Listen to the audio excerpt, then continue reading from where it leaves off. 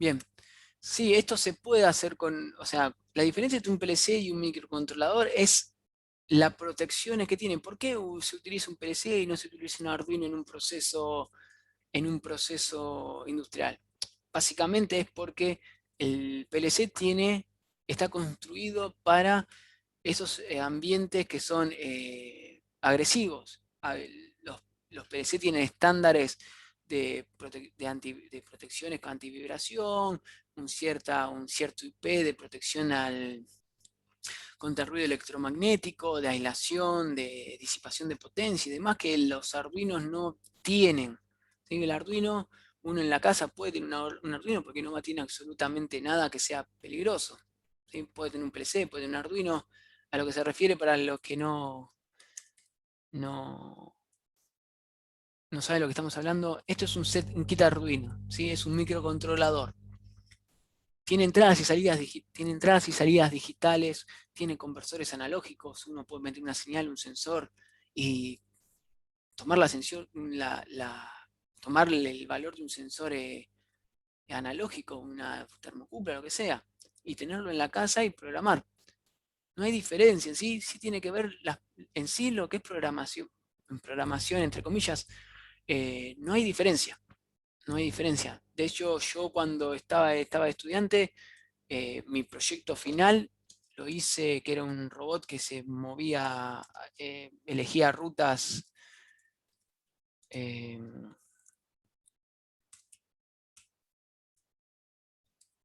Un seguidor de línea blanca. no, lo que hacía yo era sacar una foto con lo que llama un ojo cenital, sacaba una cámara, sacaba una foto y lo que hacía era que veía obstáculos con la cámara y el robot decidía automáticamente cuál era la ruta más corta entre dos puntos. Era eso. Y lo hice con ahora no me puedo, Coldfire es el nombre del, del equipo, que básicamente era bastante más poderoso. FreeScale, ahí está. Este era el 32 bit, bastante más poderoso que algunos PLC que se podían comprar. ¿Sí? No tiene que ver, no se guíen que la potencia de un equipo es la cantidad de palabras o memoria que tienes por el tamaño que tiene el equipo en sí. Se usan para distintas cosas. Un microcontrolador lo pueden utilizar en una casa, si lo pueden usar en un entorno industrial, pero van a estar renegando con cualquier anomalía, cualquier fenómeno que aparezca, una vibración, un ruido electromagnético, cables que están mal aislados, van a renegar. Entonces, puede ser una computadora, ustedes pueden controlar el proceso con una computadora también, pero ¿cómo decir? Son la misma, la informática es la misma, pero están diseñados para diferentes ambientes. Por ejemplo, existe también lo que son las RTU. Las RTU son unidades remotas que se utilizan para transmisión de datos, que son mucho más, están mucho más preparadas para lo que son ambientes muy agresivos, estos se utilizan en plataformas de extracción de petróleo que están a la intemperie, con lluvia y el viento y el mar y el sol, para transmitir datos y controlar procesos. Tienen diferentes preparaciones para distintas cosas. Son lo mismo. Hoy por hoy uno puede programar una RTU de la misma manera que programa un PLC. Vienen ya armadas con los gabinetes y demás. Lo que pasa es que, bueno, ver una RTU en un ambiente industrial como el que estamos acostumbrados nosotros es un poco más, es raro. ¿Sí? Las RTU, por ejemplo, se utilizan, creo que acá en la empresa tienen RTUs en lo que son las estaciones de bombeo, los pozos de bombeo de agua, en el que están lejos, que necesitan que se transmitan datos y demás, se utilizan este tipo de equipos, que son mucho más resistentes a las condiciones ambientales que lo que son los PLC. Eh, por ejemplo, yo tengo Enseñamiento también tenemos. ensayo, El Multismart. bueno, ahí tienen un Le ejemplo. dicen RTU también. No sé Claro. si están así, Ah, pero bueno.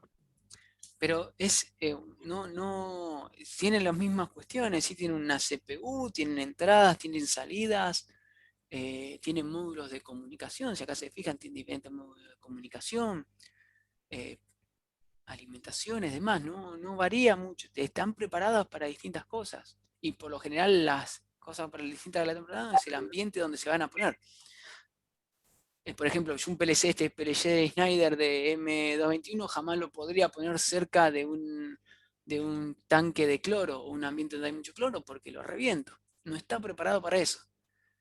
Y entonces ahí por ahí la elección de lo que va a utilizar uno, si es un PLC, un RTU, un microcontrolador, pasa más por el ambiente en el que va a estar funcionando que, que otras cuestiones. Por ejemplo, en Berazategui, Nico, sí, ¿también no cambia el lenguaje de cómo programarlo? cambian el lenguaje, pero hoy por hoy vos podés tener el mismo lenguaje. Por ejemplo, se pueden programar en C, un RTU puede tener un sistema de bloques, SFD, si no me equivoco el nombre del lenguaje de programación.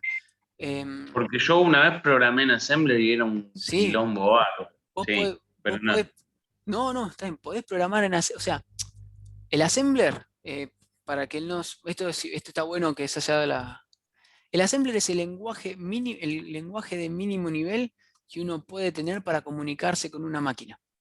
Son las instrucciones básicas, que de ahí pasan a un codificador de lo que es la CPU y la CPU, la unidad de control, la CPU de un PLC, un microcontrolador, se separa en lo que es ALU y lo que es unidad de control. La unidad de control es la que va descifrando lo que son las instrucciones para darle de configurar la unidad aritmética lógica, que es la que suma, la que suma, la que compara, la que hace funciones lógicas. ¿Sí?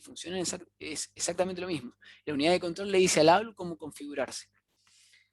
El assembler es la mínima expresión que se tiene de lenguaje humano para comunicarse. Después de eso pasás al lenguaje máquina, que son ceros y unos, o, según cómo lean en el archivo, hexadecimal. Es muy poco amigable el assembler. Yo he programado microcontroladores Motorola con assembler y no es que es difícil entender lo que hace, el problema es tener en cuenta las consideraciones porque uno tiene que estar mucho más al tanto de, por ejemplo, los espacios de memoria. Hay funciones que se llaman de salto, acá sí se ve, no sé si se llegará a ver la imagen. Esta línea que está acá, que dice jump 0F, 0F es una posición de memoria en lo que es los registros de memoria del PLC, donde está en mi programa. Yo, por ejemplo, si hago mal un jump, puedo saltar del espacio de memoria y hacer que el microcontrolador se bloquee, deje de funcionar el programa, tengo que reiniciarlo. Es muy poco ameno el assembler. Eso sí, es infinito lo que uno puede hacer porque puede controlar exactamente lo que hace el programa sin ninguna redundancia, porque es instrucción por instrucción lo que tiene que hacer la CPU. Por ejemplo, por ahí yo, si programo en un lenguaje superior, lo que sé, un microcontrolador o un PLC que se puede hacer, es raro, pero se puede hacer, utilizo funciones que ya están armadas y esas funciones que están armadas, el que las hizo se equivocó o cometió un error, yo voy a estar arrastrando el error a mi programación. Es muy poco, el assembler es muy poco amigable, pero el programa, lo que hace la máquina, se lo estoy diciendo se lo estoy diciendo exactamente yo. Claro, yo lo que vi es, el Assembler es más escribir, y lo que veo cuando voy con los chicos de automatismo, que ellos ven grafiquitos y abren y cierran tipo con puertas serían. Sí, eso es lo que Es está, como, eso lo vamos a ver. Nosotros vamos a programar en este lenguaje que seguramente no es ladder esto, que quiere decir escalera. Eh, eh, seguramente lo que viste es esto. exactamente, sí. Esto es el diagrama de programación ladder, ¿sí? Ahí lo vamos a ver, vamos a programar cosas a un ladder. Tengo un simulador muy básico que vamos a hacer. Se llama ladder porque básicamente es una escalera. Uno tiene ranks, que son las líneas estas, y va armando una escalera. Tenemos lo que son acá a la izquierda contactores, que son las entradas I/O indicadas por I, Y acá en la salida tenemos bobinas, que son relés. Básicamente lo que yo hago es una lógica secuencial, también una lógica combinacional, la cual yo puedo hacer que entradas y salidas, según una función, hagan que se prenda una salida, o puedo utilizar otros tipos de funciones como temporizadores para hacer que algo se prenda pasado cierta cantidad de tiempo y demás. Este lenguaje que es el ladder trata de emular lo que es la lógica de contactores. Vieron que ustedes conectan, no sé, un contactor de 24 volts, de 240 y ponen en una bobina, conectan una bobina que hace que se cierre un contactor y arrancan un motor con un botón, que hacen, por ejemplo, un enclave, sí, el enclavado de un motor. Sí, que tiene contactos pasivos, o sea que no alimentan, abren y cierran. Exactamente. Bueno, esto es lo que trata de hacer este tipo de, de programación, es eso, recrear esa misma lógica. Claro. Porque ahora lo que vamos a ver es que los PLC surgieron para poder hacer más flexibles lo que es la lógica dura. O sea, llegó un punto en el cual las fábricas, ¿se acuerdan la primera clase? Estuvimos hablando de lo que son FMCs, fabricación flexible, y FMS, sistema de fabricación flexible.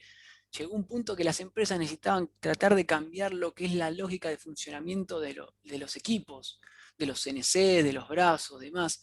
Entonces, hacer todo el circuito con lógica dura, tener que sacar cables, poner contactores y demás, ya no era rentable, porque a cada rato tenían que estar cambiando para la aplicación que tenían que hacer, para el equipo, para el producto que tenían que hacer, cambiaba, porque mes a mes por ahí les pedían esta cosa, entonces se complicaba demasiado, entonces empezaban a renegar en el año 60 con que necesitaban lograr algo más flexible.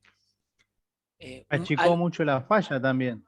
Sí, o sea, lo que es falla eléctrica sí, porque igual, de cualquier forma los contactores seguían estando. Sacás de encima la lógica dura, que pasó a ser la lógica dentro de un PLC, pero no tenías tantos, en los gabinetes no tenías tantos contactores, no tenías tantos cables y demás. En eso se ahorró, pero se complejizó, porque después de golpe ya necesitabas alguien que pudiera programar un PLC. Sí, magnífico, sí, tenías algo que era sumamente robusto, que era un contactor que se abría y se cerraba, a pasar a algo que era electrónico, el cual ya requería un poquito más de expertise. Nada, un poquito más, nada, no era mucho, pero ya necesitabas tener personal calificado y demás. Lo cual es buenísimo, porque quería decir que las personas que están dentro de la industria podían mejorar su conocimiento, pero ¿a costa de qué? Nuevamente, de abstraernos del proceso. Nos empezamos a abstraer. Si yo les digo, esta entrada, push button, por ejemplo, 1.0.0, ¿qué hace? Así de la nada. Y es medio difícil saberlo. Si ustedes ven un circuito, ven los botones, ven cómo está el cableado y pueden decir, bueno, mirá, esto es un arranque. Acá ya no puedo saber qué es esto, eso dice push button, ni siquiera dice arranque. ¿Se entiende lo que voy? O sea, ya me estoy abstrayendo de lo que es el proceso en sí. Dejo de ver el proceso como algo físico y lo paso a ver como algo lógico. Y si uno no entiende el proceso, empieza a perder de vista qué es lo que tiene que hacer. Y ahí es donde está el problema, no el problema de pasar de lógica dura a un PLC. El problema está en que uno deja de estar viendo el proceso en sí, qué es lo que hace. Sí, el problema de esto creo que también es que no podés salir del apuro, o sea, si se te rompió un PLC, tenés que reponerlo. Sí, no hay otra manera. En cambio, con la lógica dura, de última podés reemplazar un relé, podés armar un circuito paralelo.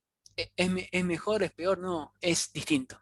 Es distinto, claro. Es distinto. No es mejor ni es peor. Uno puede no tener un PLC y hacer lógica dura, automatizar algo con lógica dura y no gastar tanta guita y con una solución sencilla. No es que a mí, yo lo que saqué como de estudiar de automación y control es lo siguiente. No tengo que automatizar algo con lo más complicado. Cuanto más sencillo sea el automatismo, es menos dolor de cabeza para mí, menos dolor de cabeza para la gente que lo tiene que usar, no es que vamos a automatizar y vamos a meter sensores por donde sea. Si tengo que meter sensores porque es necesario para el proceso meter sensores sí o sí, dale. Ahora, por ejemplo, estoy en un lugar y me dice, vamos a automatizar esta bomba de presurización. ¿Y para qué usan la bomba de presurización? Y lo usan para lavar los tachos que sacan arena. ¿Y para qué querés automatizar eso? No, porque quiero ver si funciona. Y que se acerque una persona y que se fije si funciona. O sea, no tiene sentido gastar una entrada de un PLC para ver si una bomba presurizadora que se utiliza para lavar esté controlada. Es cada profesor con su librito. Eso es lo que yo entiendo. Por ahí ustedes están completamente en desacuerdo y está perfecto. Porque es cada uno con la forma que le parece que lo que tiene que hacer. Pero bueno, eso tiene que ver con la cuestión de que tiene que pensar uno cuánto va a costar, cuánto va a salir, tiene sentido, va a servirme de algo automatizar esto y demás. Es bastante hay que tener muchas cuestiones presentes para poder decidir si un automatismo vale la pena o no. Otro lenguaje, por ejemplo, es lista, LST, sí que es, por ejemplo, esta tipo de programación. Y si no tienen FDB, que si no mal recuerdo, tengo un problema con los nombres de, sí, que es este tipo de programación, que por esto también lo vieron, estos son los más nuevos, es conectar bloquecitos, y con eso ya está. Por ahí este es mucho más difícil de seguir que el ladder, porque puede aparecer un bloque en cualquier lugar, y uno no sabe a dónde está conectándose, pero fíjense, tengo las entradas, tengo las salidas, y conecto, por ejemplo, acá tengo un divisor, un multiplicador, una suma, un límite, mover un valor de un lugar a otro. Por ejemplo, si esto es un comparador mayor a 1, entrada, salida, si esto es mayor a 1, entonces la salida. Si esto es un comparador, por ejemplo, de dos entradas. Si esta y esta entrada son mayores que 1, quiere decir que la entrada I1, IN1 es mayor que la IN2, salga una compuerta lógica, una AND. Vamos a estar viendo esa cosa también para que se entienda, porque los PLC se programan tanto con las cuestiones lógicas, que son las compuertas AND, OR, NOT, y con lo que es sumas. O sea, las máquinas lo único que hacen es sumar. Multiplican sumando, dividen sumando, y así. Pero eso lo vamos a ver un poquito más adelante. Lo que vamos a hacer ahora es arrancar con la clase. Así vamos a... Arrancamos con esto. A ver,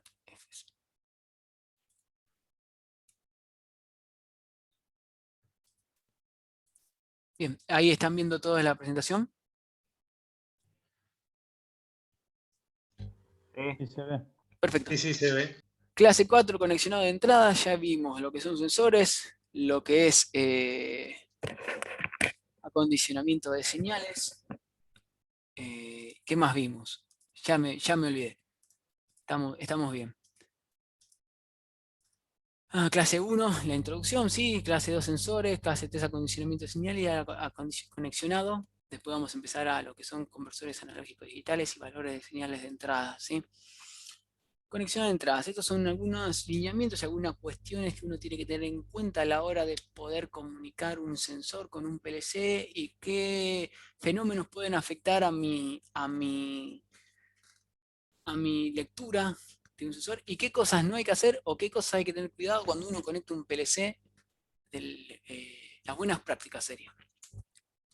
¿Qué es un PLC? Empecemos con lo que es un PLC. Un PLC es un programador lógico, controlador lógico programable, PLC. Es un sistema electrónico que se utiliza en la automatización industrial, que puede ser procesos electromecánicos, electroneumáticos, electrohidráulicos. ¿Sí? Fíjense, todos son procesos eléctricos. Yo no puedo utilizar un PLC en un proceso que no tenga una etapa de electrónica o de eléctrica. ¿Por qué se utilizan los PLC? Porque estuvimos hablando recién de los distintos, por ejemplo, los controladores, ¿sí? Tienen inmunidad al ruido, resistencia a la vibración e impacto, varias entradas y salidas para poder conectar varios sensores y actuadores, tienen módulos de comunicación que me permiten saber lo que está pasando en el PLC, cómo está funcionando, en qué etapa de un programa está, por ejemplo. Todo eso depende de lo que uno quiera hacer con ese automatismo. ¿Cuándo surgió esto, lo que estábamos hablando recién? Lo que era en 1960, empezaron a ver que necesitaban que reemplazar la lógica dura de los contactores por algo mucho más flexible.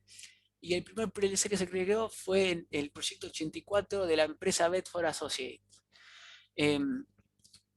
Bedford empezó a hacer lo que vio que esto tenía resultado y empezó a hacer un marca, la primera línea de producción masa de PLC era la Modicon, que hoy por hoy es parte de Schneider. Modicon quiere decir Modular Digital Controller. Las partes de un PLC básicamente son estas que están viendo acá, no tiene mucho más. Tenemos una fuente de alimentación, la cual es la fuente que me da 5 volts a lo que es el módulo de la CPU. Tenemos ahí en el módulo de la CPU es donde uno vuelca el programa que va a hacer en una memoria.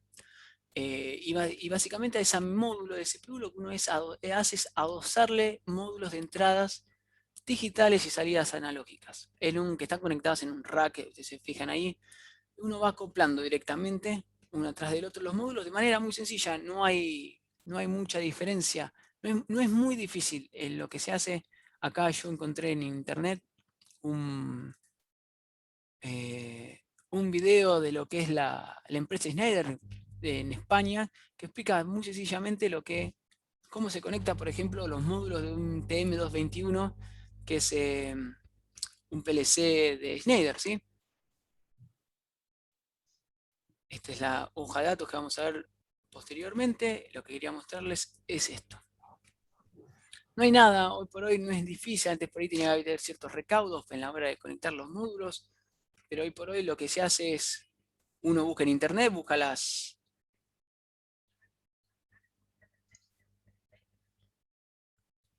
acá lo que se ve en el video son los módulos, lo que está en la parte superior es la CPU. Acá tiene distintos módulos, que es un módulo de comunicación, por ejemplo. Y lo que hace básicamente es, con la hoja de datos siempre presente, la que les mostré recién, es acoplar los módulos, siempre los módulos de lo que son los módulos de entrada y salida, siempre se acoplan a la derecha del CPU. Lo de la izquierda lo de comunicación a la izquierda. Básicamente es conectar esto, es ensamblarlo. Traban, conectan y ya está, ya se comunica. Adentro del PLC hay un bus de comunicaciones, un bus de datos y un bus de direcciones, lo cual me permite ir acoplando los módulos de la manera que yo quiero. Y lo que hay que tener en cuenta es que hay un máximo de módulos que uno puede conectar. Cada uno de esos, un máximo cantidad de módulos que una CPU puede manejar tiene que ver con la potencia de esa CPU.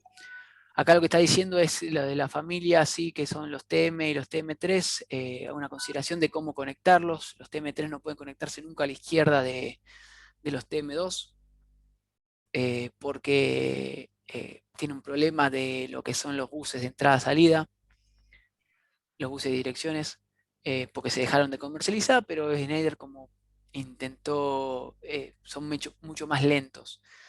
Intentó que se pueda seguir con continuidad, se los pone en la parte final del módulo. Pero fíjense que básicamente lo único que hace es conectar, acoplarlos uno al lado del otro. Si a uno no le gusta hacer esto, estar acoplando módulos, lo que se tiene es que las empresas tienen lo que son los BIL, que son grupos de entrada-salida ya conectados con el CPU, que por ejemplo en este caso tenemos nuestra fuente de 24, tenemos una fuente de alimentación a la cual le ponemos la línea monofásica de 220, dependiendo del país 110, o de hecho se puede elegir cómo configurar eso. Tenemos una fuente de salida de 24 volts, que son las que se va a conectar a nuestros sensores, a nuestras entradas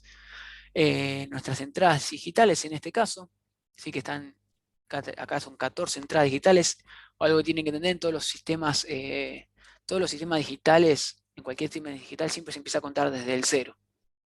¿Sí? Yo tengo 14 entradas y van de la 0 a la 13. Lo mismo para las salidas, en este caso que son salidas de tipo relay. Y acá tenemos 2 entradas analógicas. Si a uno está mucho más canchero, lo que puede hacer es, por ejemplo, comprar los módulos por separado, porque considera que las prestaciones que le da la que está ya todo armado no sirve, y puede, por ejemplo, esta de la marca Schneider. Esto es de la familia Symantec 300, en la cual tengo los distintos módulos. Por ejemplo, tengo un módulo de 16 entradas digitales de 24 volt, 16 salidas digitales de 24 volt, dos módulos de 2 entradas analógicas, el SM331 y el SM232 de 2 módulos de salidas analógicas, una fuente de alimentación, la cual me va a dar la alimentación del bus de 5 volt para poder alimentar cada uno de los módulos, y la que me va a dar la salida de los 24. Ahora nosotros después vamos a hacer un balance de corrientes para ver cuándo yo puedo conectar equipos, cuántos equipos puedo conectar. De un ejemplo muy sencillo que se entiende. Pero primero, para poder empezar a saber cómo conectar cada una de esas señales, hay que identificarlas. Siempre estuvimos renegando desde el principio de la cursada en diferenciar entre señales digitales y señales analógicas, ¿sí? Señales analógicas, las señales digitales estaban dadas por los sensores, por ejemplo, botones, paradas de emergencia, sensores de posicionamiento, de cercanía. Pero lo que tiene que entender uno es que una señal digital no es que está entre dos valores nada más, que están en on-off, o 0 volt, 5 volt. Una señal digital puede tener cualquier valor, ¿sí? En este caso, lo que representa este gráfico es que yo puedo a lo largo del tiempo tener distintos valores de señales digitales para una señal digital. Lo que uno hace para no volverse loco es limitar esa señal para tener, por ejemplo, 0 volt o 5 volt. Por ejemplo, si un botón está presionado, yo tengo una fuente que me da 5 volt y de esa manera tener a la entrada de mi sistema de control, PLC o lo que sea, 5 volt o 0 volt. Bien, básicamente una entrada digital está compuesta por un canal y un común, en el cual tengo un juego de resistencias R1 y R2. R2 es una resistencia que me sirve para limitar la corriente que circula por el circuito. Puede ser que según el PLC esté o no, eso depende siempre de lo que uno va a conectar. Y una señal R1, la cual está, la que me sirve para alimentar la tensión de lo que va a ser la corriente que va a pasar por este LED, que es para no quemarlo. El autoacoplador siempre la salida, las entradas de un PLC están autoacopladas. Y la limitación que tienen estos LED es que necesitan que circulen 30 mA siempre por ellos. Si yo por algún motivo conecto más, quemo la entrada de ese LED y deja de funcionar la entrada autoacoplada. De este circuito ustedes conocen todas las cosas que están acá. Hasta vamos a hablar de esta resistencia particular que tiene un nombre específico. Lo único que no conocen de ese circuito, se lo voy a mencionar rápidamente, es esto que se llama Schmitt Trigger Buffer, ¿sí? Que básicamente uno puede armar un Schmitt Trigger Buffer con un amplificador operacional, haciéndolo funcionar en modo de saturación, que a la salida yo tenga siempre la entrada más BD y menos BD. Lo que hace un Schmitt Trigger es básicamente, si yo tengo una señal digital, una señal a la entrada, que va variando, un ruido, es limitar entre dos valores específicos mi señal, ¿sí? Tengo VSC, 5 volt, por ejemplo, y 0 volt. Nosotros vamos a estar hablando después de lo que son 1 lógico y 0 lógicos, que son las entradas con las que uno va a estar manejándose para lo que es los bits de un sistema electrónico, de un sistema de control, de una computadora, de un microcontrolador y demás. Tienen que llegar esos valores, no puede haber una indeterminación. Que haya, lo que voy adelantando es que haya 0, un valor lógico 0, un bit 0, no quiere decir que mi señal sea 0 volt, sino que tengo dos valores de señal, un valor alto y un valor bajo, que pueden ser cualquiera, eso lo define el fabricante o nosotros. Lo que hace el Schmitt Trigger es, básicamente, cuando yo paso un cierto threshold, que es un valor de disparo, mi señal se mantiene en 0. Cuando paso por encima, se pone en un valor de tensión, por ejemplo, 1. La cuestión con este tipo de configuración de threshold es que si yo hago esto, si mi señal pasa por momentos por arriba de esta barra, voy a tener picos, lo cual no es bueno porque eso me va a indicar que mi entrada se está prendiendo y se apagando y mi automatismo va a ver que se prende y se apaga y va a reaccionar. ¿Sí? Si bien nosotros por ahí no lo vemos en la señal digital, esto puede tener una frecuencia muy alta y el PLC según el programa, puede leerlo en cuestiones de milisegundos o menos esa entrada. ¿Sí? Para que se entienda, el PLC dentro tiene un programa que va corriendo en forma de bucle y se va repitiendo constantemente. Ese bucle depende de la velocidad de los hertz con lo que funciona la CPU, que va leyendo las entradas, y se va repitiendo, va pasando las instrucciones a esa CPU, y según la velocidad que tiene el procesador, son las instrucciones que hace por cierta cantidad de tiempo.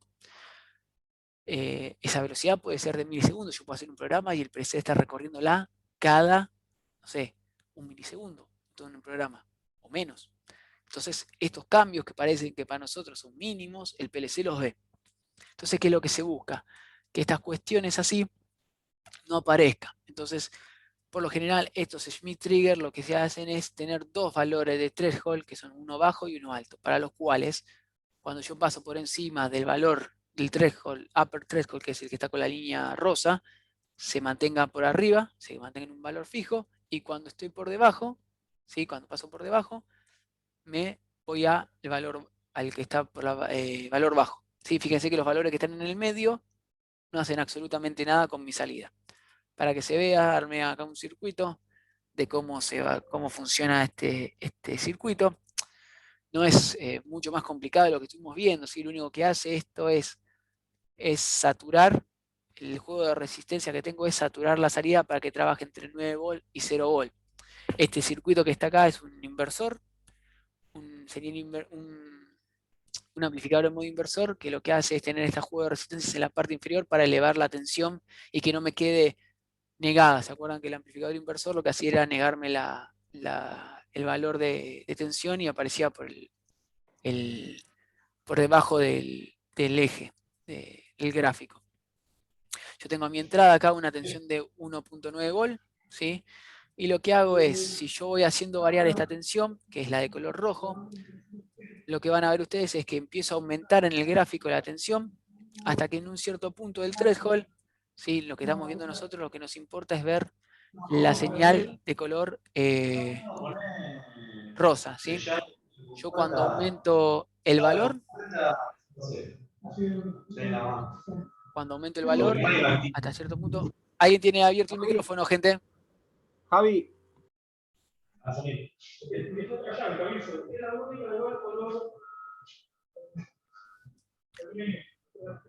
Lo que hago es, cuando paso por debajo de un cierto valor de tensión, mi salida se pone a un valor bajo, o cuando yo lo estoy subiendo, aparece en un valor alto. ¿Sí? Fíjense cómo se va disparando. ¿ven?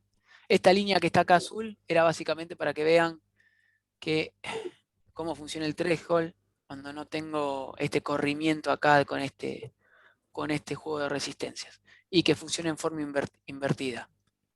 Nada más. Este es el que sería el Schmitt trigger, el que está acá adelante. Esto lo único que hace es acondicionar la señal. Fíjense que si yo saco y aumento o disminuyo la señal, van a ver que la señal aparece como invertida. ¿Sí? Si yo bajo la señal, lo que van a ver es que está por abajo en la línea azul, y cuando paso cierto valor se dispara hacia arriba. Bien, lo que sería bueno es que se condizca con el valor de tensión que tengo a la entrada. Por lo tanto, lo único que se hace es invertirlo con este inversor que está acá a la derecha, y con eso ya tengo la señal. Básicamente es eso.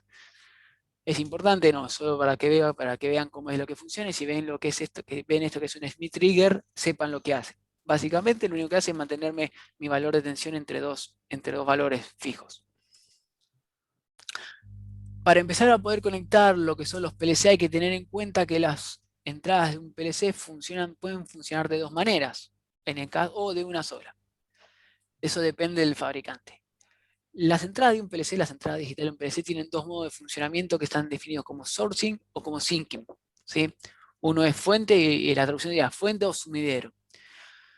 ¿Cómo es esto? En la configuración sourcing, lo que pasa es que la corriente sale del PLC hacia los elementos que están conectados.